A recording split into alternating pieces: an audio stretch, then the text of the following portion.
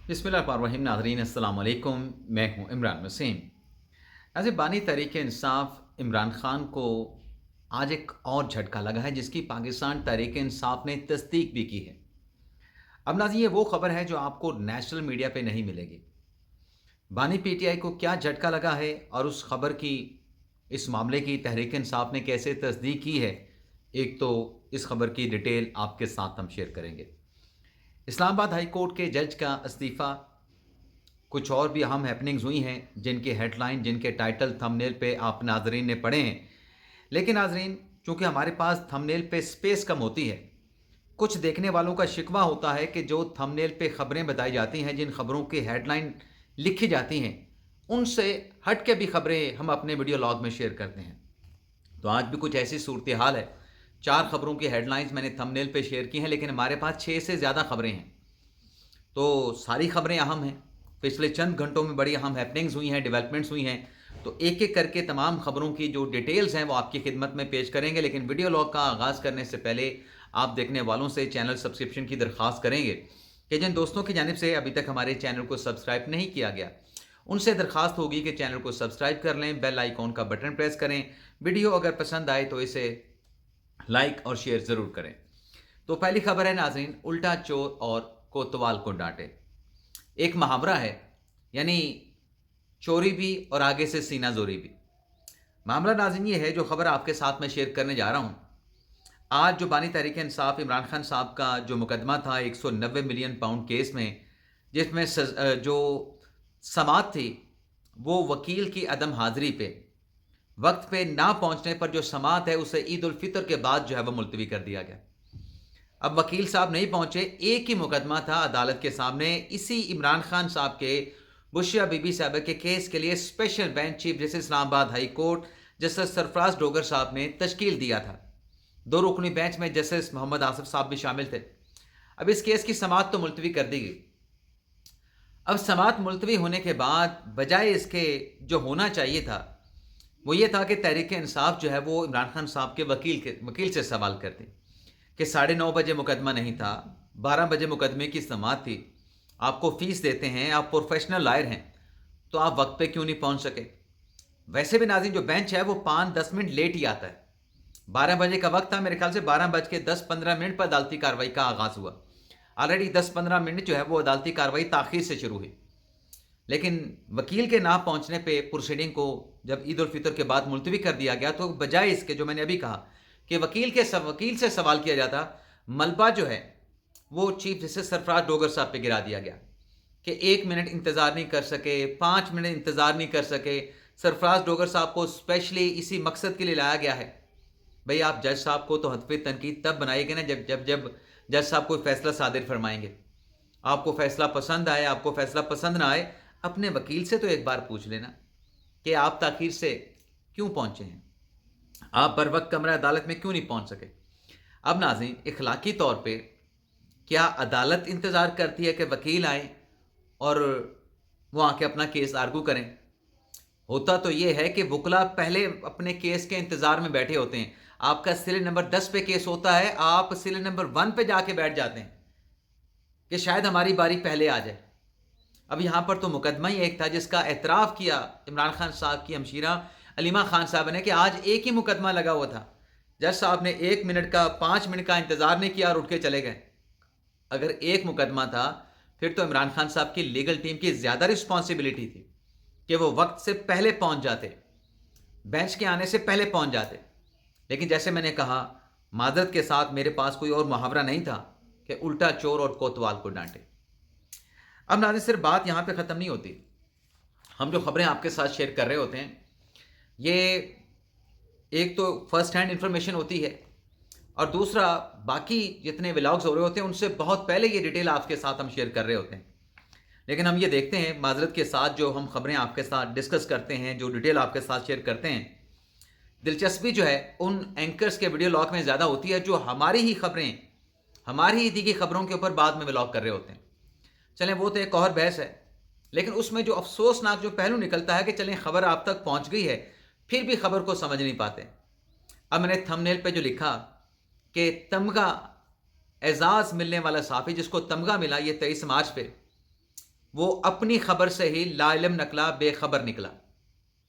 اب معاملہ ناظرین یہ ہے کہ جو کل اسلام آباد ہائی کورٹ نے آرڈر پاس کیا، عمران خان صاحب کی ملاقاتوں کو بحال کر دیا گیا، لیکن جو ٹاک ہے، جو پریس کانفرنس ہے، اس پہ پابندی لگی کل کی عدالتی کارروائی کے بعد۔ اب ایک ولاگر ہیں، نامور اینکر ہیں، ان کو 23 مارچ کو اعزاز سے، تمغے سے بھی نوازا گیا ہے، اور میں کہنا چاہوں گا، اعتراف کروں گا کہ میں اس اینکر کا بہت احترام کرتا ہوں، بہت زیادہ احترام کرتا ہوں۔ میرے خیال سے اس کو بجائے اس کے کہ ہوا میں چھوڑنے کے بجائے اگر اپنے رپورٹر سے کنفرم کر لیتے کہ ایکچوئل خبر کیا ہے، بھئی اتنی بڑی تعداد میں اگر لوگ آپ کو سنتے ہیں تو پھر آپ کو کنفرم بھی کر لینا چاہیے۔ اب وہ اپنے ولاگ میں کہہ رہے تھے کہ یہ اسلام آباد ہائی کورٹ نے پابندی لگا دی ہے، میڈیا ٹاک پہ اڈیالہ جیل کے باہر گفتگو نہیں ہو سکتی، خان صاحب کا پیغام آپ گفتگو کے ذریعے، میڈیا ٹاک کے ذریعے آپ بتا نہیں سکتے۔ تو وہ اینکر کہہ رہے تھے اگر اڈیالہ جیل کے باہر بات نہیں کریں گے، کچھ دور جا کے وہاں پہ بات کر لیں گے، کسی ٹی وی ٹاک شو میں بات کر لیں گے، نیشنل پریس کلب میں بیٹھ کے بات کر لیں گے، پاکستان تحریک انصاف کے سیکریٹریٹ میں بات کر لیں گے۔ اب اگر وہ اپنے کسی رپورٹر سے کنفرم کر لیتے، عدالت نے ایسی کوئی پابندی نہیں لگائی، عدالت نے صرف اتنا کہا ہے کہ اڈیالہ جیل کے باہر نہ کریں، باقی جہاں پہ جا کے آپ کر لیں۔ اڈیالہ جیل کے باہر سیکیورٹی تھریٹ بنتا ہے، سیکیورٹی ایشو بنتا ہے، اڈیالہ جیل کے حکام نے کہا کہ وہاں سے یہ چیز نکالیں، باقی یہ جہاں پہ جا کے کر لیں، ان کی کوئی زبان بندی نہیں، ان کو کوئی نہیں روک رہا۔ تو اگر کنفرمیشن ہو جاتی تو کتنا بہتر ہوتا۔ اب وہ جو کل ملاقات والا آرڈر جاری کیا گیا، اس کا آج نتیجہ بھی سامنے آ گیا۔ سلمان اکرم راجہ صاحب نے جن 6 لوگوں کی فہرست دی، جس میں حامد خان کا نام تھا، جس میں اعظم سواتی کا نام تھا، عزیر کرامت بھنڈاری کا نام تھا، سلمان اکرم راجہ کا تھا، چودھری ظہیر عباس کا تھا، اور نیاز اللہ نیازی صاحب کا تھا۔ اب اس میں جو ایک رپھڑ پڑا، جو ایک تنازع پیدا ہوا کہ سلمان اکرم راجہ صاحب وہاں پہ پہنچ گئے، اور جہاں پہ سلمان اکرم راجہ صاحب پہنچے، بابر اعوان صاحب کا لسٹ میں نام جو ہے وہ موجود تھا۔ وہاں پہ سلمان اکرم راجہ صاحب نے احتجاج شروع کر دیا کہ جو فہرست ہم نے دی ہے صرف وہی لوگ اندر جائیں گے، اور وہاں پہ کیٹاگوریکلی بڑا واضح کر کے سلمان اکرم راجہ نے کہا کہ بابر اعوان کو آپ جانے نہیں دیں گے، جو میں نے 6 بندوں کی آپ کو لسٹ دی ہے، فہرست دی ہے، صرف وہی لوگ جائیں گے۔ اگر آپ نے بابر اعوان کو بھیجا تو ہم لوگ جو ہے وہ اڈیالہ جیل میں نہیں جائیں گے۔ اڈیالہ جیل کے حکام نے کہا کہ آپ جائیں، جا کے بانی تحریک انصاف عمران خان کے ساتھ ملاقات کر لیں، ہم بابر اعوان صاحب کو روکتے ہیں۔ اب یہ 6 لوگ اندر چلے گئے، اور بابر اعوان صاحب بھی پیچھے سے چل کے اڈیالہ جیل کے اندر داخل ہو گئے خان صاحب کے ساتھ ملاقات کرنے کے لیے۔ اب آپ اندازہ کر لیں پاکستان تحریک انصاف میں جو اختلافات چل رہے ہیں، پاکستان تحریک انصاف کے اندر جو جھگڑے چل رہے ہیں، یعنی بابر اعوان صاحب نے نہ جانے کہاں سے اپنا نام جو ہے وہ لسٹ میں ڈلوا لیا۔ ان کے پاس کوئی سفارش ہوگی، کوئی جاننے والا ہوگا، کوئی اڈیالہ جیل کے اندر جاننے والا ہوگا، یا کوئی اعلیٰ افیسر اور جاننے والا ہوگا جس نے کہا کہ بابر اعوان صاحب کو بھی جانے دیں۔ اب وہاں پہ سلمان اکرم راجہ صاحب کہہ رہے ہیں کہ ان کو نہیں جانے دینا، لیکن بابر اعوان صاحب گئے اندر، خان صاحب کے ساتھ ملاقات کر کے آئے، اور ملاقات کر کے چلے گئے۔ اب جو 6 لوگوں کی لسٹ ہے اس میں جانے تو 6 لوگ تھے، تو اعظم سواتی صاحب جو کہ بانی تحریک انصاف کے ساتھ ملاقات کرنے کے لیے آئے تھے، ان کا نام دیا گیا تھا، پھر ان کا نام نکال دیا گیا۔ حالانکہ سلمان اکرم راجہ کہہ رہے تھے کہ بابر اعوان کے نام پہ کاٹا لگائیں، لیکن بابر اعوان صاحب کو تو اجازت مل گئی، تو کاٹا لگا اعظم سواتی صاحب کے نام پہ۔ اب اعظم سواتی صاحب باہر آتے ہیں، اور باہر آ کے وہ شکوہ کیا کرتے ہیں؟ شکوہ تو پارٹی کو کرنا چاہیے نا، کہ اگر آپ کی پارٹی میں اتحاد ہوتا، اختلافات نہ ہوتے، جھگڑے نہ ہوتے، تو پھر بابر اعوان صاحب کسی اور طرف سے آنے کے بجائے وہ پارٹی کے کوآرڈینیٹر کے ذریعے آتے اور بانی تحریک انصاف عمران خان کے ساتھ ملاقات کرتے۔ لیکن چونکہ یہ میں ایک انالیسس کر رہا ہوں، بابر اعوان صاحب کو اپنے پارٹی کے لوگوں کے اوپر وہ ٹرسٹ نہیں ہوگا، یا وہ سمجھتے ہوں گے کہ شاید میری ملاقات نہیں کروائی جائے گی، یا میں جب نام دوں گا کوئی بڑی تاخیر کے ساتھ نام آئے گا، تو انہوں نے اپنے طریقے سے جیسا راستہ بنتا تھا، بابر اعوان صاحب نے راستہ بنا لیا اور بانی تحریک انصاف کے ساتھ ملاقات کر لی۔ تو اعظم سواتی صاحب کی ملاقات نہیں ہوئی، لیکن بابر اعوان صاحب کی جو ملاقات ہوئی، اور پھر وہاں پہ باقی لوگ جو موجود تھے، اس میں ظاہری سی بات ہے کہ عمران خان صاحب کو بتایا گیا ہوگا، اور لازمی بتایا گیا ہوگا کہ بابر اعوان صاحب کا لسٹ میں نام نہیں تھا، لسٹ میں نام تھا اعظم سواتی کا، ان کو باہر رکھا گیا، ان کو ملاقات کے لیے نہیں لایا گیا، اور بابر اعوان صاحب کو اندر داخل ہونے دیا گیا۔ تو بانی تحریک انصاف عمران خان کے لیے ایک جھٹکا تو ہوگا کہ ہماری پارٹی کے اندر یہ چل کیا رہا ہے، یہ کیسے ملاقاتیں ہو رہی ہیں کہ جو بندہ ملاقاتوں کے لیے نام دے رہا ہے उनसे हट के ऊपर से ना मारें। और ये आके आज़म सवाती साहब ने बात की। आज़म सवाती साहब ने कहा कि जिन लोगों की मुलाकात होनी होती है उनकी मुलाकात नहीं करवाई जाती, और जिनकी मुलाकात नहीं होनी होती उनकी मुलाकात करवा दी जाती है। वो भी इख्तलाफ की बात कर रहे हैं। लेकिन एक बात और की आज़म सवाती साहब ने। अब आज़म सवाती साहब कई अरसे से अपनी रिहाई के बाद बानी के साथ मुलाकात करना चाहते हैं, इमरान खान के साथ मिलना चाहते हैं, उनके माथे का, उनके चेहरे का बोसा लेना चाहते हैं। ये आज़म सवाती साहब ने खुद कहा। लेकिन उन्होंने ये कहा कि हमारे लिए जो मकसद है वो बानी तहरीक इंसाफ इमरान खान की रिहाई है, लेकिन इस वक्त जो तहरीक इंसाफ की लीडरशिप है उनकी शक्लें हमारे पार्टी के कारकुनान को, वोटर सपोर्टर को पसंद नहीं। मौजूदा जो लीडरशिप है उनकी शक्लों से हमारे कारकुनान और वोटर जो हैं वो नफरत करते हैं। ये नाज़रीन बड़ा सख्त जो है वो जवाब दिया गया है, बड़ा सख्त जो है वो रिस्पांस दिया गया है कि मौजूदा जो क़यादत है, अब उसमें बैरिस्टर गौहर साहब भी हैं, गंडापुर साहब भी हैं, सलमान अरज़ साहब भी हैं, बाकी पीटीआई की क़यादत भी है। वो कह रहे हैं कि मौजूदा क़यादत से लोग नफरत करते हैं, उनकी शक्लें देखने को तैयार नहीं। यानी आज़म सवाती साहब भी अपनी पार्टी क़यादत से इमरान खान साहब को छोड़ के उनसे अब आज़ार हो चुके हैं। अब मामलात ये लग रहे हैं कि शायद पीटीआई से अपने पार्टी के मामलात संभाले नहीं जा रहे, उनको सुधारा नहीं जा रहा, और उसकी वजह आपस के इख्तलाफात हैं, आपस के झगड़े हैं। गो के तहरीक इंसाफ ये कहती है कि कोई झगड़ा नहीं, कोई इख्तलाफ नहीं, लेकिन इस किस्म की जब चीज़ें हो रही होती हैं तो वो यही डिपिक्ट कर रही होते हैं कि इख्तलाफात मौजूद हैं। अब अलीमा खान साहबा की मुलाकात नहीं हुई बानी तहरीक इंसाफ इमरान खान के साथ, और जो बुशरा बीबी साहबा के वहाँ पे करीबी अजीज़ आए थे, अहले खाना आए थे, उनकी बेटी आई थी, उनकी भाभी आई थी, उनकी मुलाकात हुई इमरान खान के साथ, बुशरा बीबी साहबा के साथ।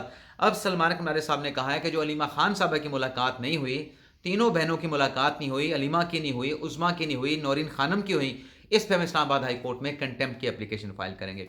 अदालत जल के हुकाम को जवाब देना पड़ेगा। बिल्कुल जवाब उनसे पूछा जाना चाहिए कि जब इजाज़त थी, आज मंगल का दिन था, तो क्यों बानी तहरीक इंसाफ इमरान खान की, हमशीरगान की, उनके साथ मुलाकात क्यों नहीं करवाएगी। बिल्कुल इसका जवाब आना चाहिए कि जब इजाज़त है तो फिर क्यों नहीं मुलाकात करवाएगी। अब नाज़रीन आ जाते हैं हुकूमत के यू टर्न पे। रात गए नाज़रीन खबर सामने आई कि हुकूमत की तरफ से नया डीजी एफआईए अपॉइंट कर दिया गया है अब्दुल खालिक शेख को। लेकिन नाज़रीन 24 घंटे गुजरने से पहले ही ये फैसला रिवर्स हो चुका है। जो नोटिफिकेशन जारी हुआ था अब्दुल खालिक शेख का, डीजी एफआईए का, उसको वापस ले लिया गया है, और उसमें अब वजाहत ये की गई है कि अब्दुल खालिक शेख जो हैं वो नेशनल ब्यूरो के डीजी तो रहेंगे, डीजी नेशनल ब्यूरो तो रहेंगे, लेकिन उनके पास डीजी एफआईए का कोई चार्ज नहीं होगा। यानी उनसे ये नोटिफिकेशन करके उनसे ओहदा संभालने से पहले ही ओहदा वापस ले लिया गया है। अब ज़ाहिर सी बात है कि कोई जल्दबाजी में फ़ैसला किया गया होगा, तो जल्दबाजी में किया गया जो फ़ैसला है हुकूमत को ऐसे महंगा पड़ा है कि ये फ़ैसला रिवर्स करना पड़ गया है, इस फैसले पे यू टर्न लेना पड़ गया है। इसके अलावा नाज़रीन इस्लामाबाद हाई कोर्ट के जज साहब हैं, बल्कि जज साहब थे, जज तो वो अभी भी कहलाते हैं लेकिन रिटायर्ड जज कहलाते हैं, शौकत अजीज़ सदीकी साहब। इस्लामाबाद हाई कोर्ट के जज की हैसियत से उनको बरतरफ कर दिया गया था, लेकिन सुप्रीम कोर्ट के 5 रुकनी बेंच ने उनकी बरतरफी का फैसला कलअदम कर दिया था। एक तरीके से उनको बहाल तो किया था, लेकिन चूंकि उनकी 62 साल की एज मुकम्मल हो चुकी थी, वो ओहदे पे बहाल नहीं हो पाए थे, लेकिन उनको तमाम जो पर्क्स, जो पेंशन थी, वो अदालत ने देने का हुक्म दे दिया था। इस फैसले के बाद हुकूमत की तरफ से जैसे शौकत अजीज़ सदीकी को NIRC का जो है वो चेयरमैन लगाया गया था, ये भी एक जज का ओहदा है। तो अभी मेरे ख्याल में 3 माह भी नहीं गुजरे थे कि शौकत अजीज़ सदीकी साहब ने इस ओहदे से रिज़ाइन कर दिया है, अपना इस्तीफ़ा, जो एक इंटीमेशन होती है, जो नोटिस होता है 1 माह का, वो भिजवा दिया है। अब इसके ऊपर जो है ज़ाहिर सी बात है कि अप्रूवल होनी है, लेकिन जस्टिस रिटायर्ड शौकत अजीज़ सदीकी साहब ने इस ओहदे से, इस जज के ओहदे से भी, यानी पहले अगर बरतरफ किया गया तो उस पर बहाली हुई थी, लेकिन दोबारा जो ओहदा मिला वो भी जज का था, उससे उन्होंने खुद रिज़ाइन कर दिया। अब वजह क्या बनी है? शौकत अजीज़ सदीकी साहब कहते हैं हालात की वजह से, ना मौफ़िक हालात की वजह से उन्होंने रिज़ाइन देने का फ़ैसला किया। अब वो हालात नागुज़ीर कौन से थे, उनसे पूछना पड़ेगा, मेरा राब्ता नहीं हो सका, लेकिन उनसे ज़रूर पूछेंगे। इसके अलावा नाज़रीन अफ़गान नेशनल जिन्हें बेदखल करने का हुकूमत फ़ैसला कर चुकी है और 31 मार्च की डेडलाइन दी जा चुकी है। अफ़गान नेशनल की बेदखली के हवाले से आज वज़ारत दाखिला की जानिब से एक लेटर लिखा गया है खैबर पख्तूनख्वा की हुकूमत को, खैबर पख्तूनख्वा के होम डिपार्टमेंट को, और उनसे कहा गया है कि वो तमाम अफ़गान स्टूडेंट्स जो खैबर पख्तूनख्वा के तालीमी इदारों में پڑھ رہے ہیں، تعلیم حاصل کر رہے ہیں، ان تمام کا جو ڈیٹا ہے، جو تفصیلات ہیں، وہ وفاق کو فراہم کی جائیں۔ تو اب دیکھتے ہیں کہ 27 مارچ تک یہ ڈیٹا کے پی حکومت سے مانگا گیا ہے۔ کے پی حکومت یہ ڈیٹا کب فراہم کرتی ہے، کتنا ڈیٹا آتا ہے، کتنے اس میں اسٹوڈنٹ آتے ہیں، لیکن برحال یہ کلیئرٹی ہے کہ 31 مارچ کے بعد تمام جو افغان نیشنل ہیں، اس لیٹر میں، وزارت داخلہ کے لیٹر میں کہا گیا کہ اگر وہ رضا کرانہ طور پہ واپس نہیں جاتے تو پھر سختی کے ساتھ ان کو افغانستان جو ہے وہ واپس بھیجا جائے گا۔ اجازت چاہتے ہیں ناظرین، اللہ حافظ۔